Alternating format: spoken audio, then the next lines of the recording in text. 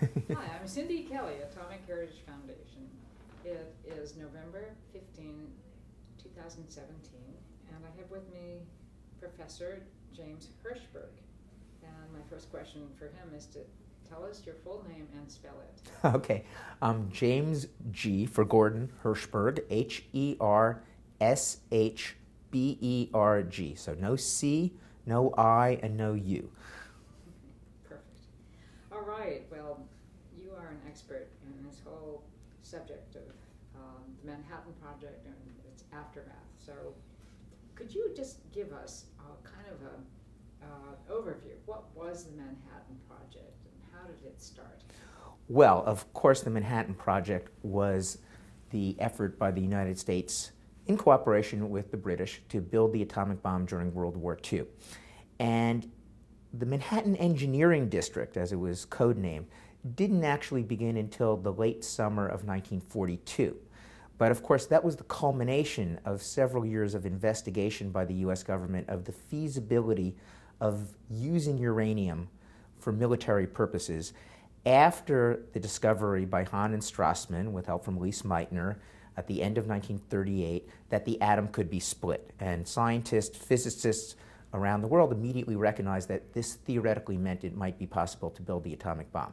Now, very famously, in the summer of 1939, as Europe appeared headed for war, the most famous scientist in the world, Albert Einstein, signed a letter to President Roosevelt that he had been urged to send by 3 Hungarian emigre physicists who were very concerned that the Germans might already be working on an atomic bomb.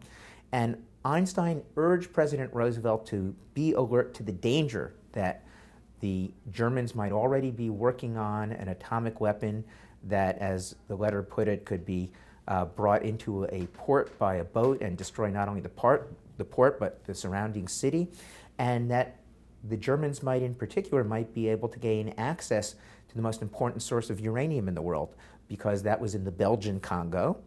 And if Germany invaded Belgium on the way to invading France, which it had done in World War I, which wasn't yet called World War I, but soon would be, they could gain access to this uranium. And this letter was only delivered to Franklin Roosevelt in October, after war had broken out in Europe. And the famous version of it was from the intermediary Alexander Sachs, a Wall Street financial person, that Roosevelt handed the letter to his aide and said, "This needs action." And the mythology was that led to the atomic effort. The fact was that FDR appointed a committee headed by the head of statistics, the Bureau of Statistics, Lyman Briggs, that for 2 years had very little staff, very little budget, did virtually nothing. And the main research that indicated that an atomic bomb might be possible, which meant that maybe Germany could build it, was actually being done in England, which, like the prospect of a hanging, concentrating the mind, was under bombardment and potential invasion from the Germans. So they were much more focused. And they investigated, their physicists, who included some emigres from Hitler, and came to the conclusion that yes, it would be possible to build an atomic bomb, and Germany might already be on the way to building it. That was communicated to American scientists in 1941, and only in 1941 did the U.S. begin to get serious. And that was because of the Office of Scientific Research and Development, which was created by FDR in 1941. It was headed by Vannevar Bush. His deputy was James Conant. They decided we need to investigate this more seriously. So they got rid of the Briggs Committee, appointed what they called the S1, that was the code name for uranium at the time, the S1 Executive Committee, headed by Conant. And by the fall of 1941, they were recommending a serious investigation of the feasibility of building the bomb. However, the question was, how do you separate uranium-235 from uranium-238? Because you needed the highly radioactive isotope in order to create a nuclear explosion.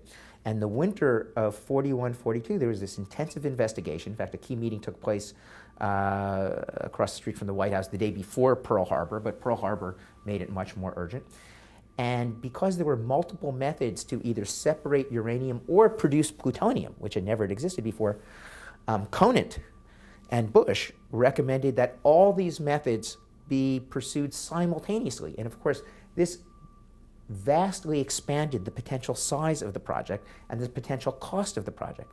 And then only in June 1942 did FDR approve an all-out effort to build the bomb. Ironically, they didn't know it. It was in that same June 1942 that Hitler decided not to try to build the atomic bomb. So the U.S. was actually chasing a ghost. Only later in the summer of 1942 did they bring the Army in, and a fellow by the name of Leslie Groves, to begin the development and production phase of the project, because the research had already indicated the feasibility. And only then was the code name Manhattan attached to the effort. So what was the Manhattan Project? That was the effort supervised by the Army with help from the White House OSRD, the Office of Scientific Research and Development, to build the bomb, in which secret cities from scratch in places like Oak Ridge were built, and plants in places like Hanford, Washington, both to separate the U-235 from U-238, the very minutely fractional pieces of uranium that could be used in the core of an atomic bomb, and to produce plutonium, whose feasibility was only demonstrated by Enrico Fermi at Stagg Field at the University of Chicago on December 2nd, 1942. And while these plants were developing the fissile material that would be at the core of the bomb, that was also when, of course, Gross turned to J. Robert Oppenheimer to head what became the Los Alamos secret weapons laboratory to actually design and assemble the bomb itself. And of course, Oppenheimer did an amazing job. And even though he didn't have a Nobel Prize like several other physicists, he was able to coordinate that effort. And of course, that is what led to both the production of the gun-type uranium bomb that was dropped on Hiroshima on August 6, 1945, and also the far more complicated plutonium implosion bomb that was tested in the Trinity Test at Alamogordo, New Mexico on July 16, 1945, and was also dropped on Nagasaki on August 9, 1945. And by then, it was no longer a secret. Now, I should just add, the Manhattan Project at that point controlled all of the atomic facilities and atomic assets, as they were called in documents at the time. And after 1946, it morphed into a newly created executive branch agency known as the U.S. Atomic Energy Commission, which inherited all of those facilities, assets, and the handful of not even fully constructed atomic bombs, and then decades later turned into what exists now, which is the Nuclear Regulatory Commission, the NRC. Great. All right. Now, tell us a little bit about how the context of physics at the time, before the war, in the 30s, people describe this as that high energy physics or this atomic physics was really an international. Oh, absolutely. And it was an outgrowth of the 20s, you know, the famous investigations in Europe, especially in Germany, in places like Göttingen, and where physicists from Germany, from other parts of Europe, from England, and from the United States gathered to explore the interior of the atom. And it was really a new phase of physics, even superseding what Einstein had achieved in terms of relativity, general and special, and the investigations into the nature of light. And really the chief figure, most famous figure in this was Niels Bohr, the Danish physicist.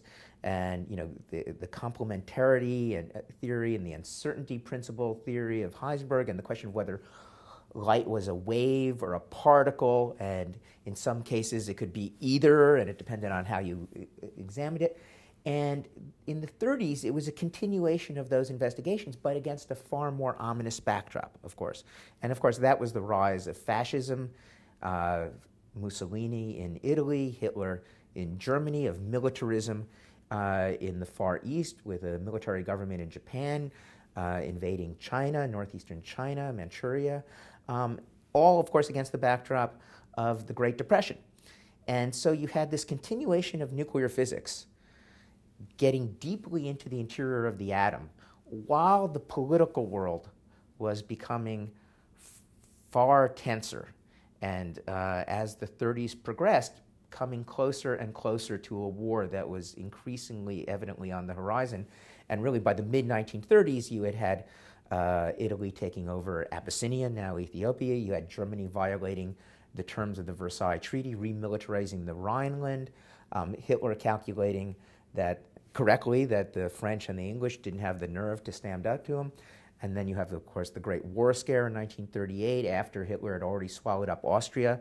Earlier in 1938, you have the crisis over the Sudetenland in Czechoslovakia, and of course the famous decision by Chamberlain and the English and the French to appease Hitler by letting him take over northern Czechoslovakia, even though this would clearly lead to the indefensibility of Czechoslovakia and the rapid takeover by Hitler. So Europe was clearly headed towards war. But meanwhile, great physics was happening. And of course, this culminated in December 1938 at the Kaiser Wilhelm Institute in Berlin, with Hahn and Strassmann discovering the fission of the atom, of the uranium atom. They weren't quite sure about the result, and actually 4 years earlier, I believe Enrico Fermi had also split the atom, but thought it was an experimental error, so he didn't get all the credit for it.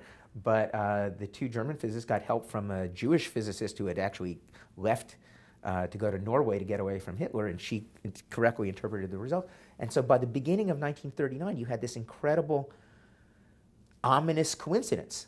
The discovery that the atom could be split by a neutron hitting another atom, and a fission happening, and more neutrons being released and creating a chain reaction. And of course, I'm not a physicist, but every non-physicist knows one physics formula, E equals mc squared. So even with m being very small in terms of mass, c squared is the speed of light squared, which is 186,200 miles or so per second, or 300,000 kilometers per second. You square that, you got a big number. So even with a small m, you get a really big E for energy. And so by 1939, you both had the discovery of the feasibility of splitting the atom and a potential explosive, fast, self-sustaining chain reaction, and you had the world approaching a convulsive war that was even going to dwarf the Great War of 1914 to 1918. And this was a very portentous development. If you had had that timetable separated, if you had not had the world on the verge of war and you had still had that discovery, it's very unlikely that the resources would have been devoted nearly as quickly to test what seemed very speculative and which political leaders, not being scientists, didn't really understand. But the pressures of this impending war, and then the war itself, is what led at least the United States, in cooperation with the British, to devote unprecedented resources to a scientific project. So what other countries, Einstein's letter hints that Germany was onto this, what other countries were looking into it? Well, any good physicist worth his salt understood the implications, and even they were published. I mean, you could read it in the New York Times. But there were physicists, from the Curie lab in France who were looking into this. There were Russian physicists, very good Russian physicists. It wasn't just espionage by a precursor of the KGB that would enable the Soviets to get the bomb much faster than the Americans expected. There were Japanese physicists. Everyone understood, but it was also understood that the task of separating uranium, the uranium-235 isotope, would be incredibly difficult. One book I read 30 years ago likened it to the idea of generating eyedroppers full of a very difficult to devise medicine that had never been created before, and then being told you need to pave all the city streets with this medicine. In other words, that it seemed unbelievably difficult. One thing that was often not well understood about the Manhattan Project is it was not a project of scientific breakthroughs. It was mostly an engineering project. The basic science was well understood. The only question was, could you get the political and financial support to actually solve engineering problems along the way? And was the theory, which was well known to everyone, correct? And the Trinity Test proved that it was. But then it was mostly a matter of political will and industrial plant capability and resources and a decent scientific cadre. it was recognized by late 1944. There's a memo from Vannevar Bush and James Conant to Secretary of War Henry L. Stimson that estimates that it would take an advanced industrialized country roughly 3 to 4 years to catch up to where we are now. And of course, that was a euphemism for Russia, for the Soviet Union. And that's exactly how long it took them, about 4 years to catch up. They already had a program during the war, but they were a little bit distracted by things like getting invaded by Germany. So, it was a sort of a low-key project. But literally within a couple of weeks of Hiroshima, Stalin assembled his top advisors and said, a single demand of you, comrades. The equilibrium has been destroyed. The atomic bomb, the American atomic bomb is like a sword of Damocles hanging over us. Provide us the atomic bomb at the earliest possible date. And it went from a sort of low-key effort to a crash program, and he put in charge Lavrenti Beria, his secret police chief, who knew how to bang heads together, and when he felt like it, put a bullet in the back of them. And people listened to him. And so he was able to get a crash program together, although I love what David Holloway of Stanford writes, that the first successful case of nuclear deterrence was of nuclear physicists in Russia who were not Communist Party hacks, who were able to use the urgency of the Soviet nuclear program to avoid getting purged, and said, hey, more important than the fact that we're Jewish or not communist is we're good physicists. And the legend has it that at the first Soviet test on August 29th, 1949, this is probably or possibly apocryphal, that Beria had a Team B of Communist Party hack physicists ready to replace the Soviet physicists that had produced the bomb, some of whom were Jewish, some of whom were not Communist Party loyalists, and that they would be taken out and shot if it was a dud.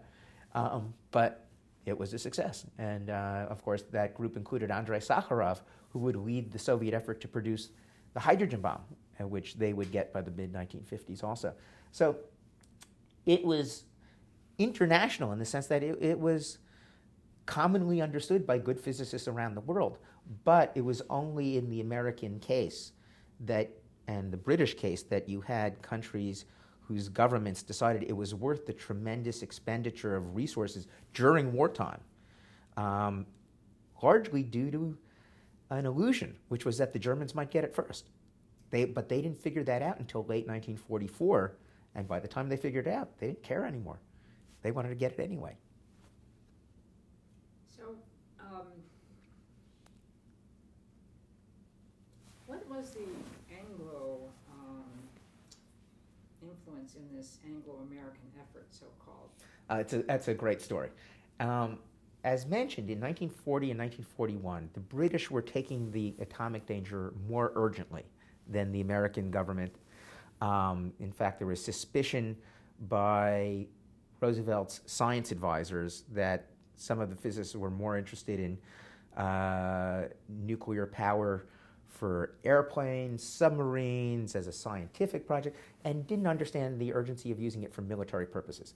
In Britain, where they were getting bombed by the Germans from the spring of 1940 onward, they had no trouble feeling a sense of urgency.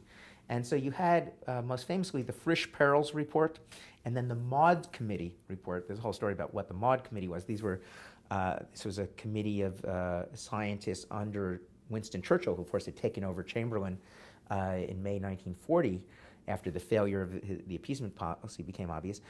They came up with estimates for the critical mass that were actually very optimistic in the sense that it was a much smaller amount than some others had figured. You know, Einstein's letter had talked about a bomb that would have to be delivered by ship because it would be so large. But that also made them worried that the Germans might really be on the verge of getting this.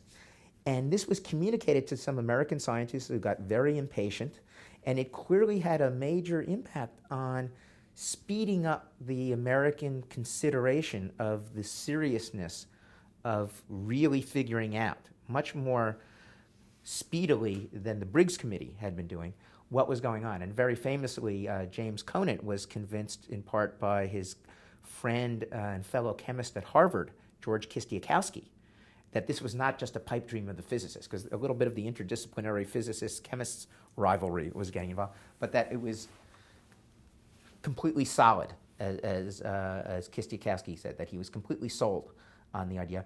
And there was a famous story of autumn 1941 meeting at the University of Chicago to celebrate some occasion at the University of Chicago, and Conant encountered Arthur Compton and Ernest Lawrence, who were two physicists who had been urging them to speed up and who believed that Conant was still a skeptic. Conant had actually changed his mind, but he didn't tell them. But at a private dinner in front of the fireplace, Arthur Compton tells the story in his memoirs, Conant said, okay, if you're serious about this, are you ready to drop everything else in your lives and careers and devote yourself full-time to nothing else but building this, if you think this can really be built and if the Germans are ahead?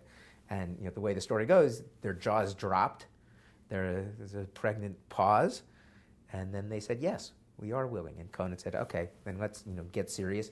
He got another report from the National Academy of Sciences, making sure that they were focused not on science or engineering advances, but on military purposes. And the National Academy of Sciences produced a more optimistic report. The S1 Executive Committee that Conant headed, that included people like Lawrence and Compton and Oppenheimer, Fermi, got much more serious about recommending intense exploration of the feasibility.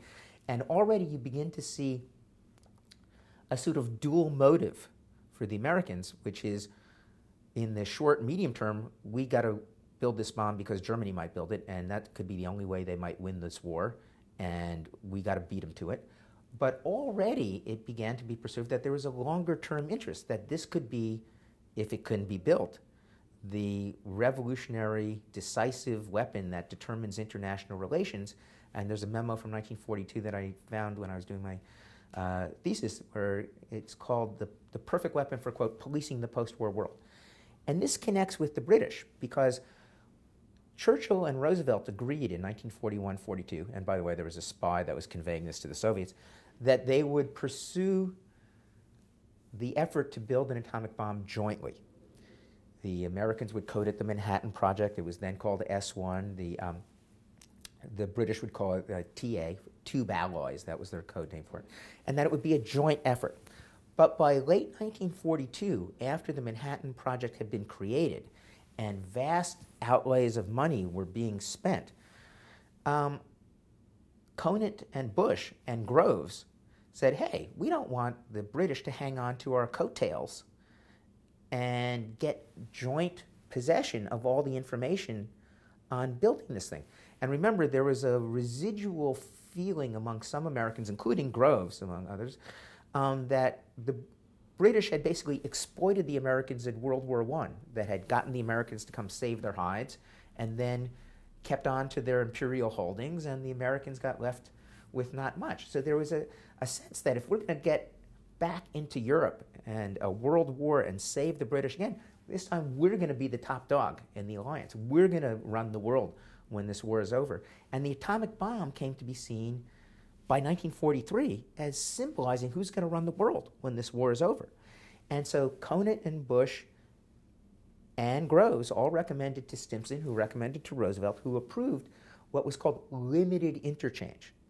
And that idea was, well, let's apply our wartime security policy of need to know. We're going to just tell scientists and companies involved in the project what they need to know for their part of the project. They don't need to know anything else for security reasons. And part of the fear was not only that the British would hang on to the American coattails, even though the Americans would spend the preponderance of money on building this weapon, and so the British would have equal rights to possessing the atomic bomb, but there was an economic factor. There was a belief that atomic energy would completely revolutionize not just warfare, but economics, power generation, agriculture, medicine, that it would become from nothing the biggest industry in the world. And the Americans noticed very well that in England, some of the top industries had been nationalized. And in fact, Churchill's representative at the time was associated with ICI, Imperial Chemicals Industries. And the fear was that even though the American government was only telling Dow or General Electric or Motorola their part of the puzzle, that the British could get the jump on this new industry. And this would be unfair. So for both economic and military strategic reasons, they said, hey, we can't let the British know everything. And so they insisted on what was called limited interchange. In other words, you can only know about the parts of the project that you're contributing to. And that was only 2 out of the 4 efforts that were being made to separate uranium and develop plutonium. And the British were furious. They said, no, this is a joint project. And so what this led to was for 8 months, from January to August 1943, at the height of the special relationship between Washington and London, between Churchill and Roosevelt, U.S.-British atomic cooperation was suspended. I mean, you even had British scientists based in Canada developing colds for a while before it became clear what was going on. And it was only resolved. It's a very long and fascinating story. It was almost like the phenomenon of Russia, if only the Tsar knew. The British believed, oh, this was the result of people under Roosevelt plotting against us. If only Roosevelt knew, he would make everything right. They didn't realize Roosevelt had approved this. They tried to send messages through Harry Hopkins. They tried to go around the backs of the OSRD, of Bush and Conant, to get word to Roosevelt. But finally, it culminated with the Quebec Agreement in August 1943 between Churchill and Roosevelt, in which they agreed to renew cooperation, but it was also stipulated not only that these countries would never use the bomb against each other, they would never use it they would only use it with joint agreement.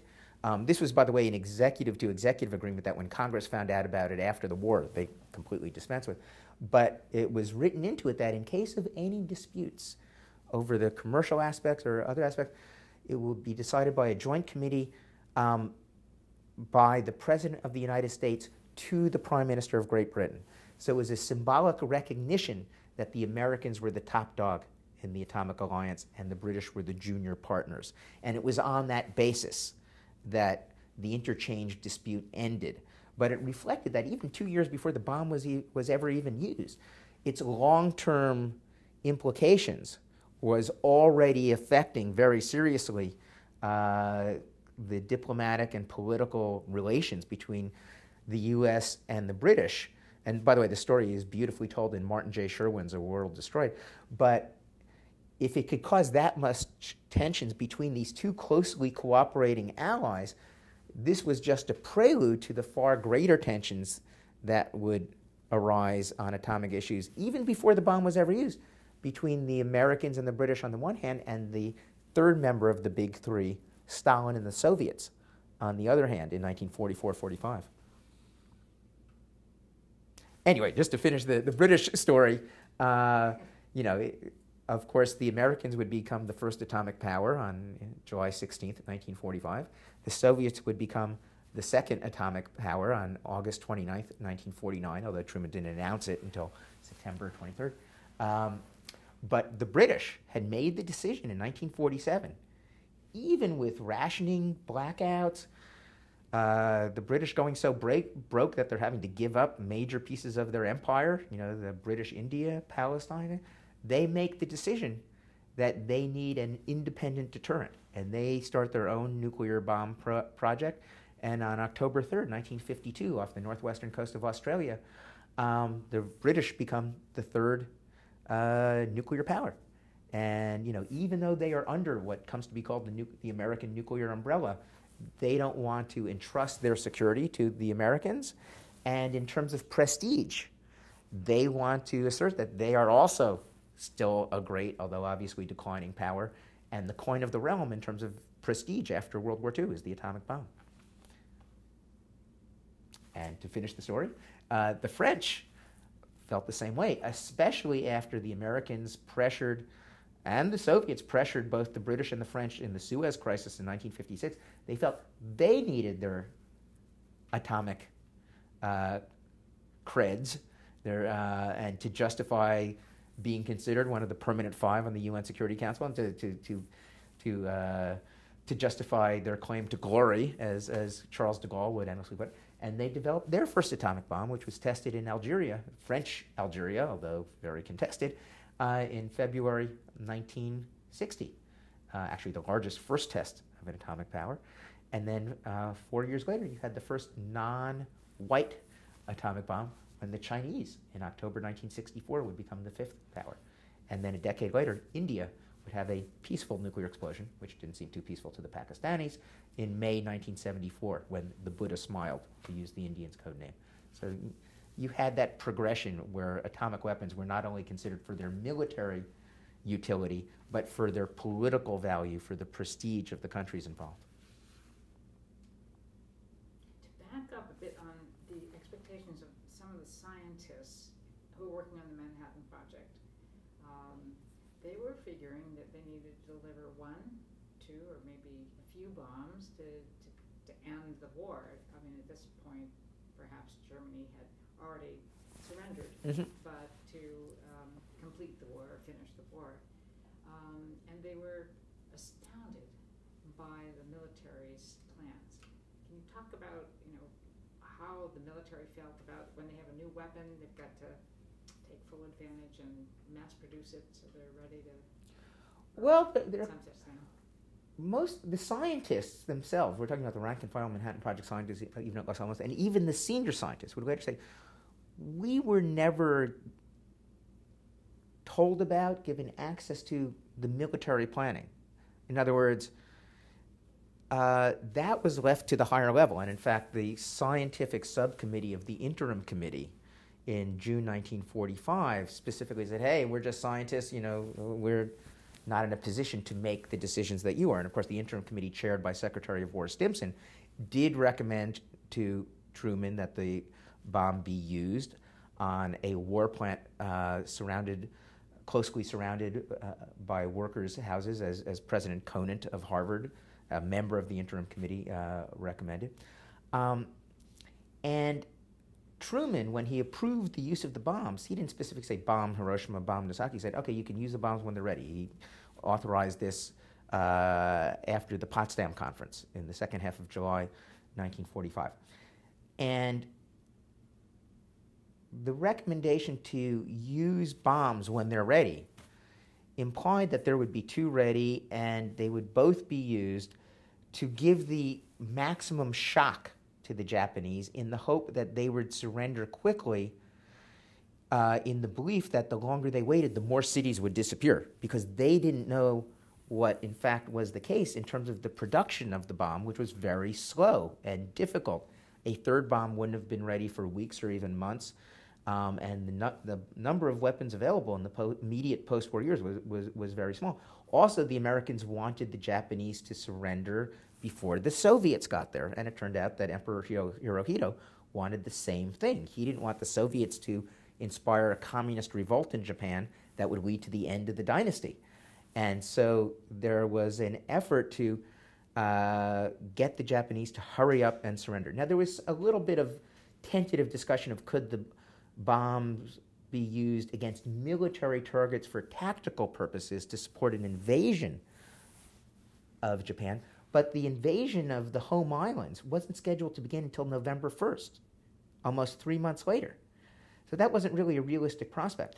So the scientists really didn't know much about the military planning.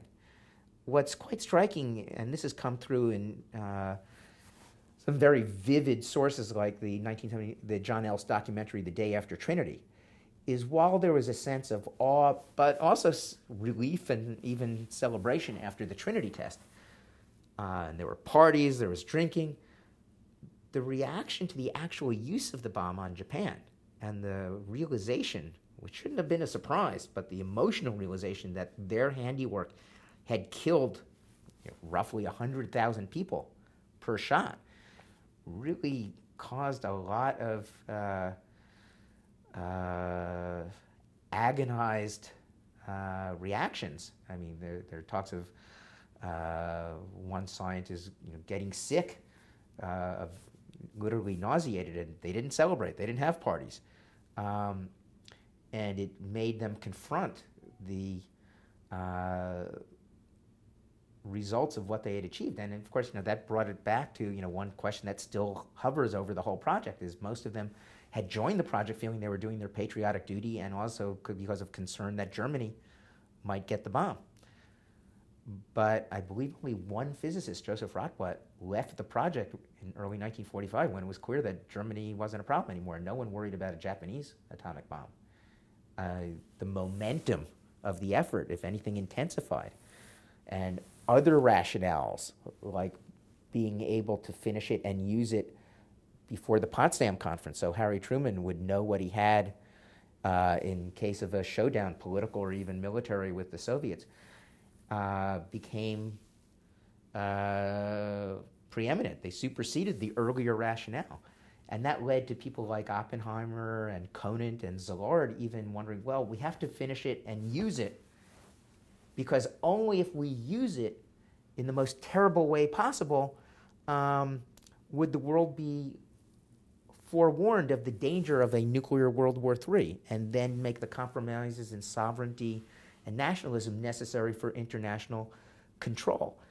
And, you know, it's an open question whether they really believed that or they were just rationalizing something that they knew was going to happen. I mean, there was no way Truman was going to stop the bureaucratic momentum. It would have been like standing in front of a train to use the bomb once it was ready. And, you know, Truman and Stimson would later agree that, you know, if they had the bomb and didn't use it, how could they face the mothers of soldiers who were killed after that date? That there was a political imperative to use it in terms of domestic politics, in addition to the calculation of intimidating the Soviets, which of course is the basis of the revisionist view of why the bomb was used, and also, of course, the military purpose of defeating Japan without the necessity of an invasion, which is the traditional view.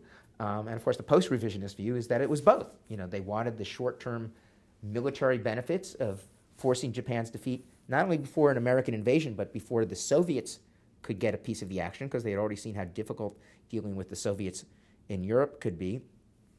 But you know, they wanted to get Japan's surrender in time to dominate the occupation of Japan, but also without the necessity of a hostile invasion. But they also were not oblivious, it's clear, to the potential benefits that they thought might arise from, in the words of James Burns, who would become Truman's Secretary of State, making the Russians more manageable. They hoped it would have that effect on them. Now, that would come to be called atomic diplomacy. Of course, that would be the title of Gar Alperovitz's 1965 revisionist interpretation. And it didn't work very well. I mean, Stalin used something called reverse atomic diplomacy, which was basically poo-pooing the importance of the atomic bomb, most cases. But secretly, he was trying to build it as fast as possible and catch up because, you know, it was recognized how important. And Mao Zedong would do the same thing. He would dismiss the bomb as a paper tiger, but then he would try to get it as fast as possible so he didn't have to keep facing off against the United States in, say, the Taiwan Straits when the Americans had the bomb, and he didn't. The background is, when I was in college at Harvard from 1978 to 1982. And in 1980, Ronald Reagan was elected, and the nuclear issue rose back to the fore. In the 1960s and 70s, the nuclear arms race had almost gone underground in some ways. Literally, in 1963, there had been the Limited Test Ban Treaty, or the Partial Test Ban Treaty, which had barred nuclear testing in the atmosphere, in the ocean, or above ground. And literally, the US and Soviets had started testing quite a bit underground, and you had a hot war in Vietnam that dominated politics through the second half of the 60s and the first half of the 70s. But when Ronald Reagan was elected, that drove nuclear issues back to the fore.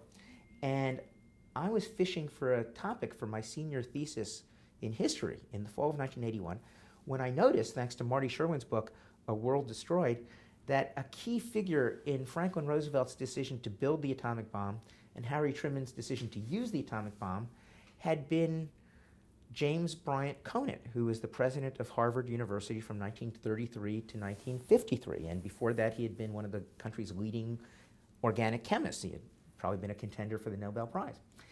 And from Sherwin's book, I learned that he had been the deputy to Vannevar Bush at the Office of Scientific Research and Development, and the key figure at the head of the S1 committee investigating the feasibility of using uranium for military purposes. And then he had been Leslie Grove's scientific advisor during the Manhattan Project and J. Robert Oppenheimer's boss. In fact, they became close friends during the project. And that intrigued me enough to do an undergraduate senior thesis on it. But one thing bugged me a lot, which was Conant had written a 701-page memoir, My Several Lives, that had come out around 1970. And yet he had managed to have only a very cursory discussion of his atomic role, partially because it was still classified in many respects, partially because his memory might have lapsed, partially because he was just very cautious. And what drove me crazy in particular was the climax of my thesis was the Trinity Test at Alamogordo in the pre-dawn darkness of July 16, 1945, and yet Conant had never written about it. He doesn't even mention it in his memoirs. So for a while, it looked like all I would have to go on were a few other witnesses who had said he'd seemed shaken, said he had shaken hands with Groves and Bush, but, you know, third hand, second hand, very, I didn't know, what did he feel like? What were his emotions? Now, in the winter of 1981-82, I took multiple trips from Boston to Washington, taking the train from South Station, Boston to Union Station, Washington, and then going straight to the National Archives, which hadn't yet opened its facility in College Park, Maryland, which would only do a dozen years later, and frantically going through the records of the Manhattan Project and the Office of Scientific Research and Development, and just looking for anything on Conant or by Conant, and found hundreds, thousands of documents to copy and put in, because there had been extensive declassification. But what really got me excited was I found a withdrawal slip. And the way it works in the National Archives is when materials are reviewed for declassification, mostly by former officials, if they find a document that still needs to be classified, they fill out a form giving the name of the document, the date of the document, the author of the document, and checking various boxes about why the document needs to be kept classified. And going through all these records, I came across one sheet of paper that said J.B. Conant, Notes on the Trinity Test, 17 July 1945. Obviously, he had written it the next day, the day after the test on the 16th. Normally, using the Freedom of Information Act takes months or years or decades. Harvard had an ironclad thesis deadline. Like, if you hand it in a day late, don't bother. I mean, you know, it had to be in on March 25th, 1982, or else. And I've discovered this document, you know, like in January or February 1982. And so I threw myself on the mercy. I believe his name was Ed Meese, the head of the military records, and pleaded with him. I said, I didn't care about the technical information. I just want to know what he was thinking and feeling. Could you please take a look at this one document? And he sort of, in other words, can you jump the queue? Because I'm sure there were hundreds of requests in front of me. And this was before the internet, so I didn't get an email attachment, but one day in my dorm, I got a manila envelope from the National Archives, and it had that record and a few other records I had just listed in a desperation Freedom of Information Act request. And it had Conant's handwritten 8 pages of notes of his experience at the Trinity, including his drawings of the first ever mushroom cloud. And it turned out his experience was pretty amazing, because he was lying on a tarp on the desert floor alongside Vannevar Bush and Leslie Groves at 10,000 yards from ground zero. And the explosion was at 5:29 in the morning. And it had been delayed for hours because it had been a very rainy and windy night. There had even been thunderstorms. And there was a lot of nervous walking around. And there was a lot of dark humor going around. And supposedly Enrico Fermi had been taking bets as to whether the first explosion would destroy the world or just the state of New Mexico or things like that. And this sort of alluded back to the fact that in 1942, there had been a fear raised that what if the first atomic bomb explosion ignites a chain reaction in the atmosphere that destroys all life on Earth? And there had been a frantic investigation at Berkeley in the summer of 1942, and they came to the conclusion that that's not going to happen. You know, only if all the nitrogen atoms were lined up in a certain way was there danger. And the version that I saw, I don't know for sure if this is true, was that the chances they came up with was that the odds were just 3 in 10 million. And they decided those were acceptable odds. We could take that risk. Well, it turns out that when Conant was lying on the tarp looking at the horizon opposite ground zero, he experienced something that he never wrote about in his memoirs or anywhere else that was very, very unusual. And let me read from his handwritten notes, which are reproduced in my book on Conant. He says, it was agreed that because of the expected or hoped bright flash and the ultraviolet light, no ozone to absorb, it would be advisable to lie flat and look away at the start, then look through the heavy dark glasses. And anyone who has seen recreations of the first atomic test, you can see them looking through dark glasses, sort of like you look at an eclipse with now, but they were just rectangular.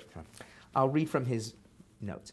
At 5:20, the sirens blew the 10-minute signal, then another at 5:25, and I think another 2 minutes before.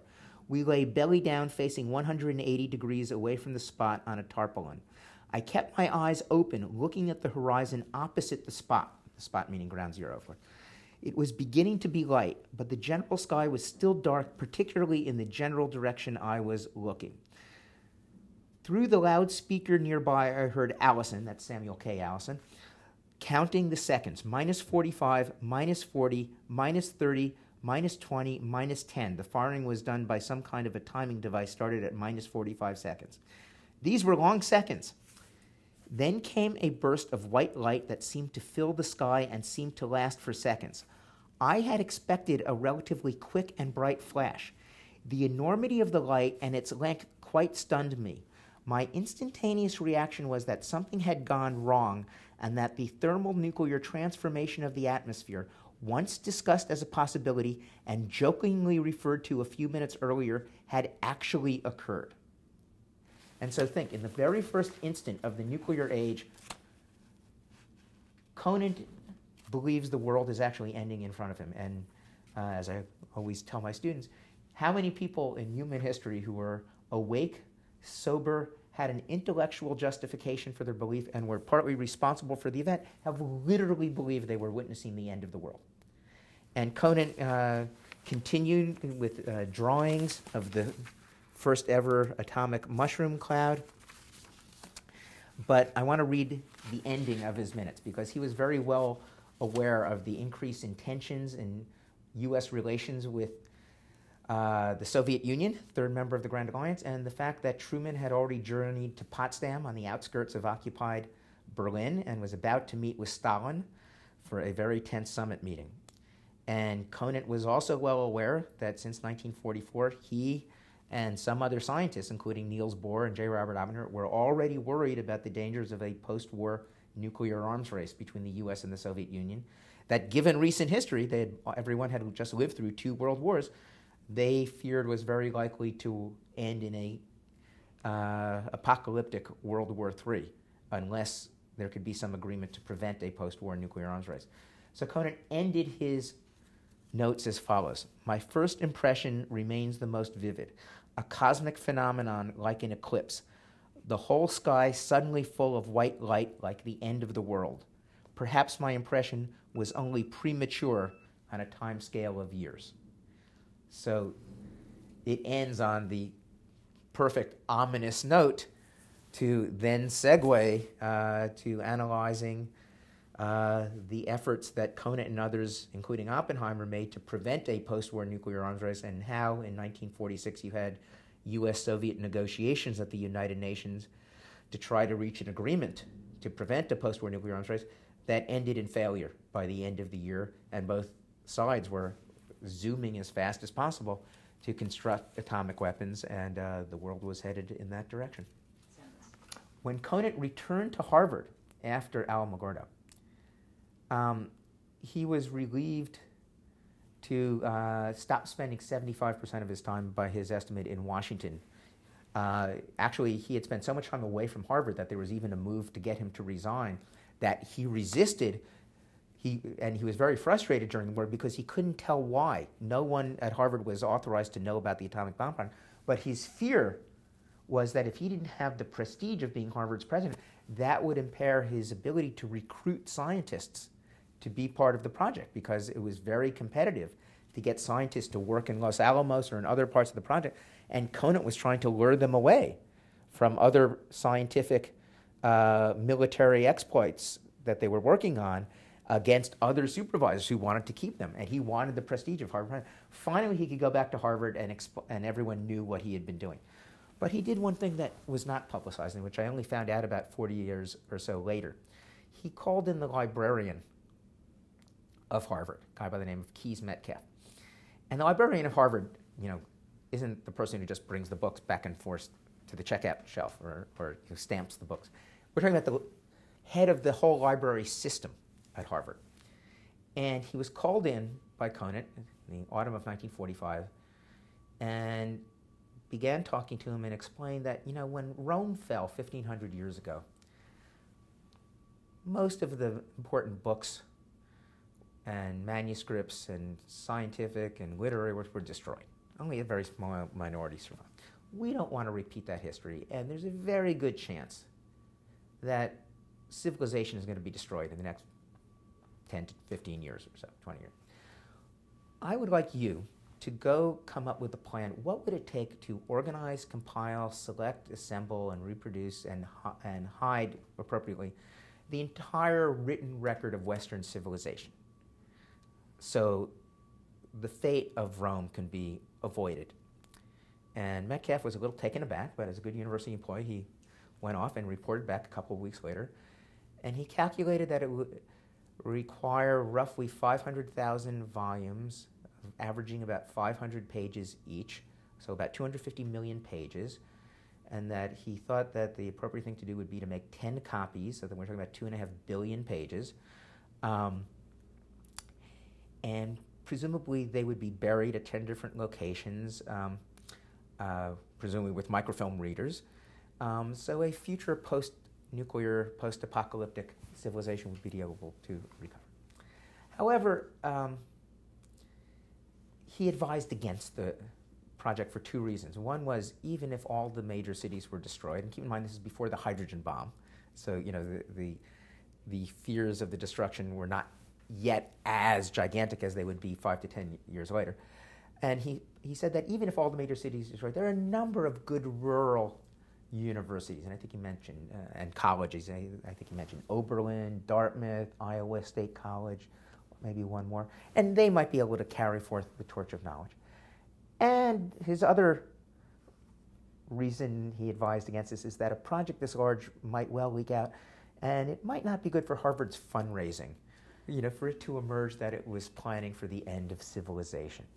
And whether for these reasons or other considerations, apparently Conant never followed up on this story. However, it's very interesting, when Metcalf resigned as Harvard librarian, he embarked on a project, whether with Conant's encouragement, I'm not sure, to develop massive holdings of important primary works in southern hemispheric universities in places like South Africa and Australia, essentially as far away from northern hemispheric nuclear fallout as possible. So it's an interesting aftermath to Conant's Alamogordo experience. And Conant said that the funds, even if very large, can be found for this. And Metcalf, when reporting back that it would require microfilming 500,000 volumes, averaging 500 pages each for a total of 250 million pages, 10 copies meant 2.5 billion pages, quote, "This would include," Metcalf said, "the great literature of all countries that should not be lost, such as everything written by Shakespeare, Tolstoy, Dante, and Goethe." Although in a snub to literary critics, he noted that, quote, "there would be no need to preserve more than a few of the thousands of volumes written about these writers and their works." He also recommended including on the microfilm, quote, "other great authors, music, books about the fine arts, the important records of world history, philosophy, economics, sociology, etc., and perhaps especially important are scientific developments in the broadest sense of that term. It would be difficult to select the material, but I think it could be done reasonably well." He didn't mention if among the things to be microfilmed would be the blueprints for how to separate uranium and build atomic bombs so they could start the process over again. But he went on to urge Conant not to go ahead because, quote, "it could not be done without the world learning about it, and everyone would be so upset at the idea that it would be unwise to undertake the task, and also because copies of practically all of this material," unquote, "would survive in the libraries of Dartmouth, Stanford, Iowa State College, Oberlin, and other institutions at a distance from large cities." Yeah, Conant shared the acute sense of moral responsibility, if not necessarily guilt, of many of the atomic scientists, that they had brought into the world a force that could clearly destroy civilization. And they believed the only alternatives facing humanity were, in the words of the famous collection that was of scientific essays published in 1946, the only choices were one world or none.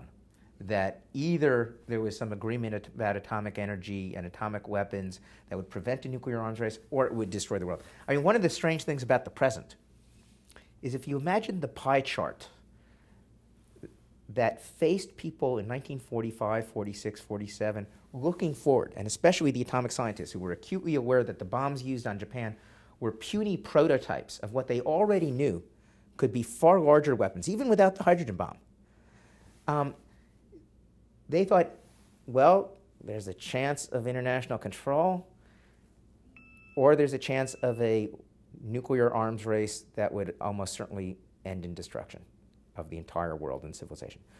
The smallest slice of pie was there would be a nuclear arms race that would not destroy the world, that would lead to, say, by the mid-1980s, the US and the Soviet Union and other powers having upwards of 60,000 nuclear warheads, and yet not having a nuclear World War III. I mean, they figured it was a matter of when, not if. And so, you know, that we just take for granted we're living in a non-rubble-strewn, radioactive environment. This would have been disbelieved by most atomic scientists in the late 1940s. So they passionately hoped for international control, and that's why Oppenheimer developed the Acheson-Lilienthal plan in 1946 to try to have a plan to develop nuclear energy for peaceful purposes, but by an international agencies to be set up by the United Nations, the newly created United Nations, that would have all the best atomic physicists from all the major countries, so there would be no chance of cheating because they would already be working for it.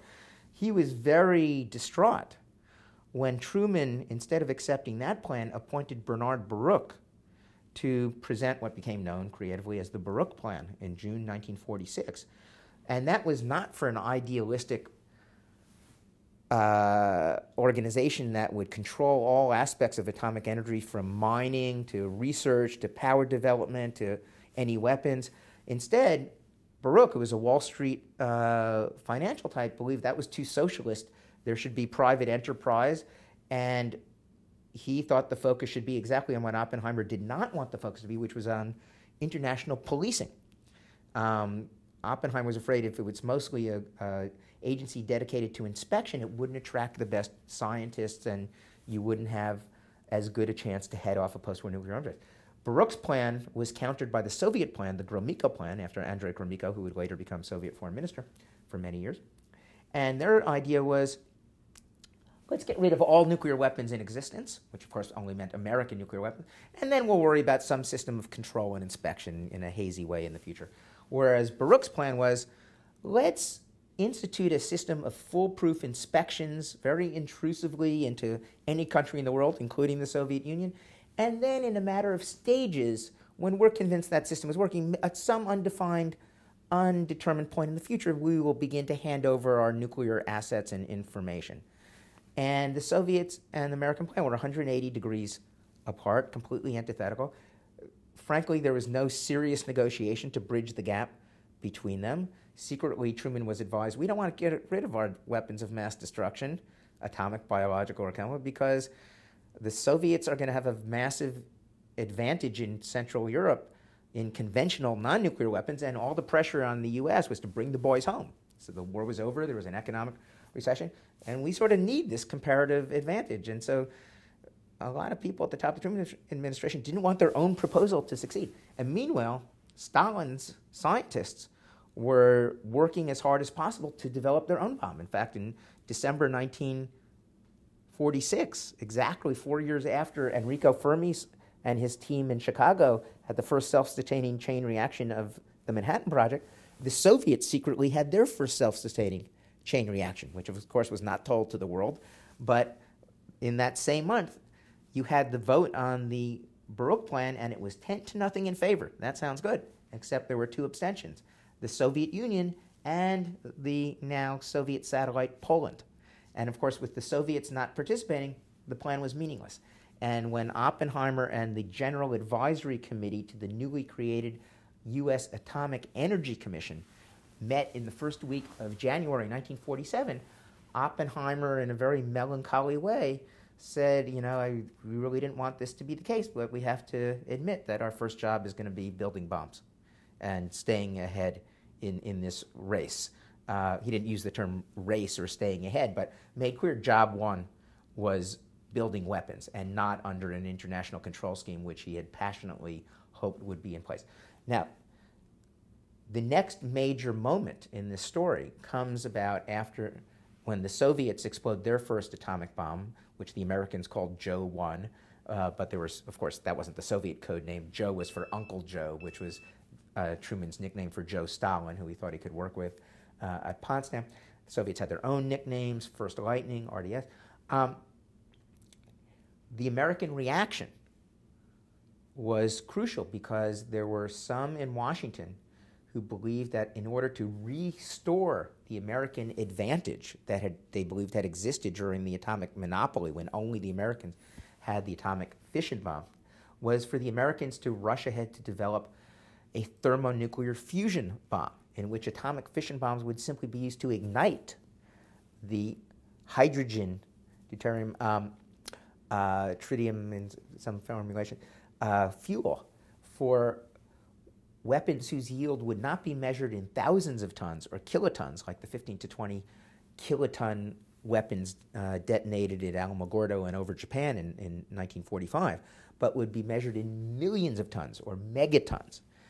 And there was an intense, secret, mostly secret debate in Washington in the fall of 1949, in which Oppenheimer, Conant, Fermi, I.I. Rabi, other leading scientists of the Manhattan Project who were advising the U.S. Atomic Energy Commission, unanimously, even Glenn Seaborg, who missed the initial meeting and came back for another meeting, opposed a crash program to develop the hydrogen bomb for a combination of scientific, technical reasons, because they weren't sure the current design was feasible, it turned out not to be, and also because they didn't want to divert technical resources and personnel from what they thought was more important, which was developing tactical atomic fission weapons, so also for strategic reasons, because they thought that, in Oppenheimer's words, that they should focus on bringing the battle back to the battlefield and having a panoply of smaller atomic weapons that could be used against military forces, whereas the scientists believed that a hydrogen bomb, if it could be built,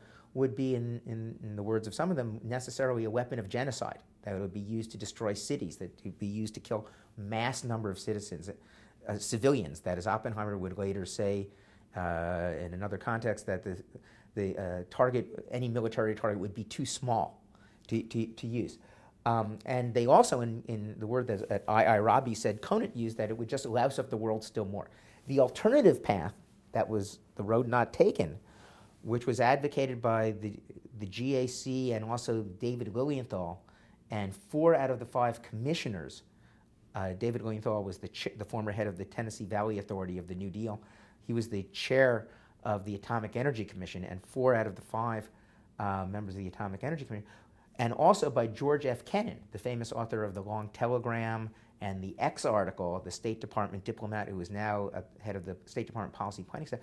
They said that the U.S. should investigate approaching Stalin to try to reach at least a tacit agreement on a moratorium on testing thermonuclear weapons to avoid the world passing the threshold into the thermonuclear age. But they were opposed strongly by the military, especially the Air Force, that thought an atomic bomb would be ideal, or I'm sorry, a hydrogen bomb would be ideal for the Air Force as the most important service in their view. They didn't believe other services were even necessary. All you needed was long-range bombers with gigantic bombs. You also had the head of the Joint Committee on Atomic Energy of Congress. There were no congressional hearings about this, but Brian McMahon, the Connecticut Democrat, advised by William Borden, who would later accuse Oppenheimer of being a Soviet spy, strongly urged Truman in favor of building the hydrogen bomb if it could be built, again implying that if he didn't build it and the Soviets did, and it could have been built, he would be impeached, or that public opinion would turn against him. And this is a direct contrast to Conant and Oppenheimer in the GAC that felt that public opinion would be led by churches and others who would feel that this kind of weapon would be immoral. But Truman got advice from a congressman that sort of was a substitute for public opinion, saying, no, you better go for it. But in some ways, the most interesting vision was within the scientific community, because even though the GAC strongly opposed a crash program to try to build a hydrogen bomb, Edward Teller and Ernest Lawrence and some other atomic physicists, mostly based in California at the University of California, strongly supported building the hydrogen bomb. Of course, Teller had been enthusiastic about the hydrogen bomb even before the first atomic fission weapon had been exploded at Hiroshima, and drove Oppenheimer crazy. He was trying to get Teller to focus on the first job. And they came to Washington and lobbied in favor of building the hydrogen bomb. This would be part of the genesis in the stripping of Oppenheimer's security clearance in 1953-54, because Oppenheimer was not enthusiastic about building the hydrogen bomb, and it allegedly not encouraged people to work for that effort. And also, one of the 5 atomic energy commissioners, a guy by the name of Louis Strauss, strongly agreed with Teller and Lawrence, and he began actively lobbying for what his advisor called a quantum leap in American atomic capability to jump to the level of the hydrogen bomb. So Truman, faced with this conflicting advice from significant parts of his government, did what every president most presidents with a difficult decision does, which is appoint a committee. And this 3-person committee to look into the issue consisted of Lewis Johnson, the Secretary of Defense, no longer called the Secretary of War. They had, due to the National Security Act of 1947, changed the name to make it sound nicer. He was clearly going to be for the hydrogen bomb. Just as clearly, the chair of the Atomic Energy Commission, David Lilienthal, was going to be against building the hydrogen bomb. The key person in the middle was Dean Acheson, Truman's Secretary of State. And it's interesting, Truman had appointed Acheson in 1949 to replace George Marshall of the famous Marshall Plan. And Acheson was personal friends with Conant, Oppenheimer, and George Kennan, important opponents of the bomb. And of course, he had been the head of the Acheson-Lilienthal Committee in 1946 that had recommended something very forward-looking, progressive in terms of international control. But by 1949, he had become somewhat more hardline against the Soviets, apart from watching Soviet behavior. And he had personal discussions with Kennan, who wrote a cri de coeur, the longest memo he said he ever wrote against going towards greater dependence on nuclear weapons, saying this is the time to actually build up our conventional forces and not rely on a nuclear and thermonuclear deterrent. He was passionately against it. And he had lunch with Conant in January. And he later was remembered saying, how do you convince a paranoid adversary to disarm by example, which was something that Conant had written in the GAC report, saying, by deciding not to build a hydrogen bomb, we can provide an example of the limitations on war. And this, of course, is in the GAC report after its meeting of October 28th to 30th, 1949. Acheson was convinced that they could not be sure the Soviets were not building this, and so the U.S. had to try to build it.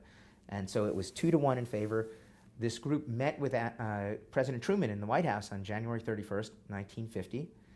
And as Lilienthal was giving his presentation, at least so the story has gone down, and Lilienthal, by the way, wrote great diary entries about this whole process, although they were slightly censored in this published version.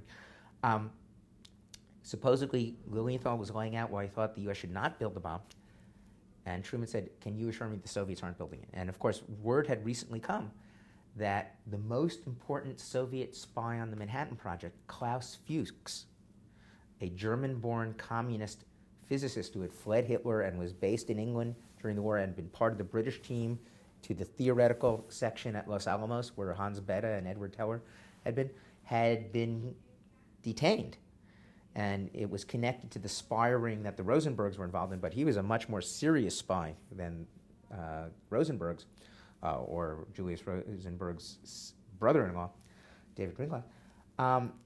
And that Fuchs, who knew everything, in Conant's words, had been a Soviet spy. And of course, he knew all about the idea of the hydrogen bomb, and he'd even attended a conference in Los Alamos in April 1946 in which various designs and means of detonating a thermonuclear explosion were discussed. Didn't work out. But the point was Truman not being able to get an assurance that the Soviets couldn't build it or weren't working, and said, we have to try. And so on January 31st, 1950, he rejects Oppenheimer and the General Advisory Committee's advice, says we have to try to build it. At first it's investigate the feasibility. He follows up in March with a firm decision, we got to try to build this thing. There's a last gasp effort to prevent the first test of a thermonuclear device, which happens on the night of October 31st to November 1st, depending on your time zone, 1952, just a few days before the elections between Dwight Eisenhower and Adlai Stevenson. And there's a last gasp effort by Vannevar Bush, Oppenheimer, and a couple of others to convince Truman, maybe you should leave this to your successor to determine. And this proposal is completely rejected. In fact, Truman's Secretary of Defense is so aghast at what he says would be, political dynamite that he demands that all copies of this proposal be destroyed. The test goes forward, and of course, it's a success. It destroys. It's not a deliverable weaponized bomb. It's in a laboratory on the South Pacific island of Illujalab, but it is more than 10 megatons in yield, and famously, you can look at the before and after pictures, after the explosion, instead of a nice South Pacific island with palm trees and coconuts, there is a 2 to 3 mile gash on the ocean floor where that island had formerly existed. And that is, crossing the Rubicon into the thermonuclear age. The Soviets would conduct their own test in August 1953, less than a year later. In the spring of 1950, actually the late winter, spring of 1954, March, April 1954, the Americans would conduct a series of tests of weapons in the South Pacific, including one which irradiated a Japanese fishing trawler, the Lucky Dragon, which wasn't so lucky. The crew was irradiated, at least one died. There's a mass panic in Japan, destroying millions of fish. And again, just in the following year, 1955, the Soviets also tested their first weaponized hydrogen bomb. So by the mid-1950s, you clearly have entered the thermonuclear age. And not coincidentally, when Khrushchev and Eisenhower meet in Geneva in the summer of 1955, they agree that it's maybe not such a great idea to have World War III. And it's two things that are interesting to note in that respect. There had been a classified project. I don't even know if it's ever been declassified, called Project Gabriel. It's mentioned in various, which is my son's name, not after this, which was a study of how many bombs it would take to destroy civilization, through contamination of the atmosphere. And Eisenhower, although he supported the new look, which was greater dependence on nuclear weapons in American military policy, he was not enthused at the idea of a nuclear World War III. And he, although he created a situation where in places like the Taiwan Straits and Berlin, the U.S. faced a fairly unpalatable choice between surrender or a rapid escalation to nuclear weapons. So, he's looking to try to somehow stabilize U.S.-Soviet relations, especially after Stalin's death in March 1953. Khrushchev's position is interesting. In the post-Stalin succession struggle, he had moved on one of his rivals, Premier Georgy Malenkov, in 1954. Why? Because in the aftermath of the American H-bomb tests and the radiation of the Japanese fishing boat, and also the revelation of the security inquest against Oppenheimer, at a time when you had the comparison of the nuclear arms race to two scorpions in a bottle, that you could kill the other, but only at the cost of being bit yourself. Malenkov had made some statement that would later seem anodyne, completely mundane, about nuclear and thermonuclear weapons endangering the survival of civilization. Khrushchev went after him, saying, this is heresy, this is sacrilege. Why? Because Marxist-Leninism has already determined the outcome of human history, which is socialism. How can you imply that this technological device supersedes Marxism-Leninism? And he was forced to grovel and make a self-criticism, and he was demoted. And yet, as soon as Malenkov was out of the way, Khrushchev felt the same way and said the comparable things, agreed with Eisenhower at Geneva that maybe World War III is not a great idea. And in 1956, just as he was, of course, de-Stalinizing in the famous secret, although it came out soon, speech at the 20th CPSU, Communist Party of the Soviet Union, Congress in February 1956, just as he was de-Stalinizing, he was also announcing that the new Soviet strategy was peaceful coexistence, not accepting capitalism, but letting history work itself out rather than having history end in a cataclysmic war. And clearly Khrushchev was affected by the same logic that Malenkov had been affected by, which is that in the thermonuclear age, it didn't make too much sense. But it would take until the Cuban Missile Crisis of 1962 before both sides really accepted that nuclear weapons are only really good for mutual deterrence. Because in the late 1950s, you had Eisenhower and John Foster Dulles, Secretary of State, proclaiming that in order to wage the Cold War, the U.S. had to have a strategy of brinkmanship, meaning being willing to go to the brink of war, which meant nuclear war with the communists, in order to prevent the communist world from expanding and to gain every advantage vis-a-vis the communists. And John Foster Dulles believed this had worked in Korea, had worked in the Taiwan Straits, had worked in French Indochina at the end of that war in 1954. This was an open strategy. What's only become clear from the communist documents from the Soviet archives is Khrushchev believed he had made a successful nuclear threat against England, France, and Israel in the Suez Crisis in late 1956. And that, hey, nuclear threats can be useful. Nuclear coercion can be useful. Now, it turns out that both Khrushchev and Eisenhower made crucial errors. Eisenhower believed and John Foster Dulles believed that he had helped end the Korean War in 1953 after becoming president by conveying a nuclear threat to the communists, especially to the communist Chinese, and then they had begun to make compromises and negotiate more seriously in the negotiations at Panmunjom, which had been deadlocked for 2 years. What communist documents opened up since the end of the Soviet Union and the end of the Cold War have made clear is that it wasn't Eisenhower's nuclear threat that was most critical. It was the fact that Stalin had died a month earlier, in March 1953. And once Stalin died, literally at his funeral, the Soviet leaders and Zhou Enlai, the Chinese number two to Mao, who was attending, agreed, let's liquidate this Korean War. This isn't benefiting anyone. We need to follow it. The Soviet post-Stalinists wanted to focus on consolidation of their own country. And it was Stalin's dying. But this was so misleading. Richard Nixon believed it had worked in 1953 when he was elected during the Vietnam War in 1968 and became president in 1969. He believed that he could do something similar to what Eisenhower had done. And he tried to have a nuclear pressure signal against the Soviet Union that he might use nuclear weapons in Vietnam. It was connected to the whole madman theory, and that this would cause the Soviets to blink. What he didn't understand is, A, the nuclear threat had not worked in 1953, and also it wasn't up to Moscow in 1969. It was up to Hanoi, and Moscow was not going to force Hanoi to blink, even if Moscow was willing to. As far as Khrushchev goes, Khrushchev didn't understand that what caused the British and the French and the Israelis to back out and back down was not the Soviet nuclear threat. It was Eisenhower had already pressured them because he was so upset that they had acted under his nose after several months of a crisis, and that their action would alienate the emerging third world or non-aligned world against the West. And so Eisenhower really put the screws on the British and French and the Israelis to withdraw. It had not been the Soviet threat, but both of them believed nuclear threats could be valuable in crises.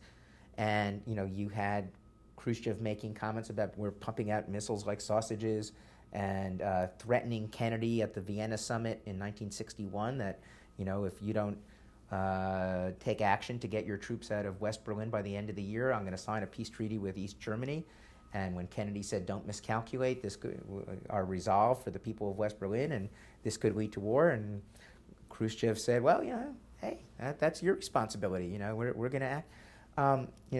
It took both sides getting scared out of their wits at the brink in October 1962 before both sides backed off, which didn't prevent subsequent nuclear crises over the Middle East in 1973 and the famous Operation Ryan crisis Able Archer crisis of 1983.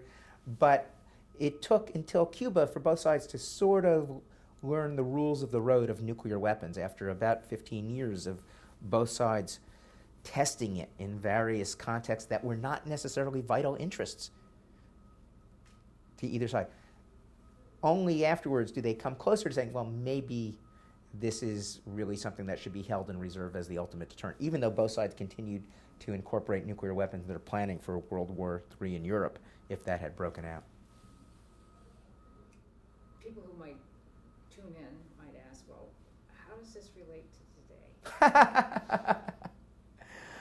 Well, that's very speculative. But there are several things that can be said. One is this history is not irrelevant to what's going on now in terms of the North Korean dynamics and also the Sino-North Korean dynamics. Efforts to get China, meaning the People's Republic of China, to pressure North Korea have to take into account that these countries fought alongside in the Korean War and lost hundreds and hundreds of thousands of people as blood brothers. And to expect China to do America's bidding against North Korea is not completely realistic unless it takes into account the very strong sentimental ties that exist, even though North Korea and its leaders and the family of Kim Il-sung and his successor generations have clearly irritated the Chinese still feel a very strong connection to North Korea. Another interesting historical backdrop is, and I only learned this in the fall of 2012 when I helped put together a more than 800-page compilation of translated documents from more than 20 different countries on the 50th anniversary of the Cuban Missile Crisis that appeared as Cold War International History Project Bulletin, issue 1718. It's available free online. And had a scholar at the Wilson Center, James Person, who's a specialist on North Korea.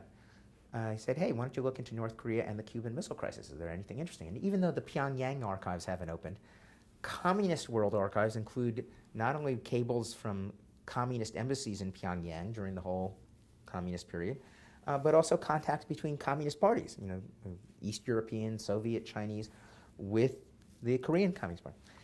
And what it discovered was fascinating because it turned out that, like actually North Vietnam, the North Koreans were so, and like Fidel Castro and Che Guevara, blah, blah, the North Koreans and Kim Il-sung were so upset at what they regarded as Khrushchev caving in to John F. Kennedy by agreeing to withdraw the missiles from Cuba under an UN inspection, which Castro refused to permit at the end of October 1962, that he could no longer trust the Soviet nuclear umbrella, and that he needed to start work to develop a North Korean independent nuclear deterrent. And so some of the genesis of what we're dealing with today goes all the way back to the missile crisis of October 1962 and the conclusions of the North Korean leadership that, hey, we can't trust this. And, in its own way, not so different from the British and the French saying, hey, we can't trust Washington. We need our own bomb. And, there were many other developments along the way, but the North Koreans were getting primed. And so, it's led to this irony that even though the great nuclear war, capital N, capital W, that was feared my entire first 3 decades on the planet, I was born in 1960, during the Cold War, it no longer exists. The danger of nuclear wars, small n, small w, but with an S, between regional India and Pakistan, North Korea and Northeast Asia, other possibilities in different parts of the world, where you no longer have Cold War bipolarity with countries able to rely on their superpower protectors. And of course, the current president has, dramatically and drastically withdrawn from much of the world. If anything, it's going to, and has already indicated he doesn't really mind if South Korea, Japan, Saudi Arabia develop their own bomb. John F. Kennedy thought that by 1980 there'd be scores, or at least 20 nuclear powers. Technologically, Japan could have long ago become a nuclear power. Germany, meaning then West Germany, now unified Germany, could have become a nuclear power. Sweden could have been a nuclear power. Many other countries. And the nuclear Non-Proliferation Treaty of 1967-68 slowed the process dramatically. And even some superpower cooperation in the 1970s, especially after India tested its peaceful nuclear explosion, has slowed the process. But the fear is that if you don't keep a very tight leash on places like North Korea, Iran, it's not just they might get the bomb, but that would trigger a chain reaction of surrounding countries. South Korea could get the bomb very quickly. You know, it almost did in the mid-'70s, except the U.S. leaned on them and said, don't worry, we got your security. Japan could get the bomb very quickly. Are they going to let North Korea be the main nuclear power in that region? Same thing, Iran. Saudi Arabia could get the bomb very quickly. Other powers could get the bomb very quickly. So you could get a nuclearized world, and you know, this could animate the fears of the atomic scientists about what they thought was inevitable. I mean, you know, the fact that we're still around 70 or so years after World War II, that's not the final verdict, you know, on things. And in terms of the current situation, you know, there has been a lot of discussion of the fact that there existed under Richard Nixon a madman theory to try to impress the other side that he was irrational and therefore you have to make concessions because he might go off the deep end and use nuclear weapons. However, this is the first time, arguably, you have a mad men theory where you have potentially unstable, irresponsible, and certainly uninformed in many ways, and not to mention their cultural, linguistic, and other gaps, leaders in both Pyongyang and Washington. So it is a very scary moment. No, but you know, this is what was so striking when I was in college and read about the Manhattan Project and discovered that what they were worried about in 1943, 44 was pretty much exactly the same issues that they were worried about in 1981, 82. I mean, a lot of the same issues, you know, keep reverberating.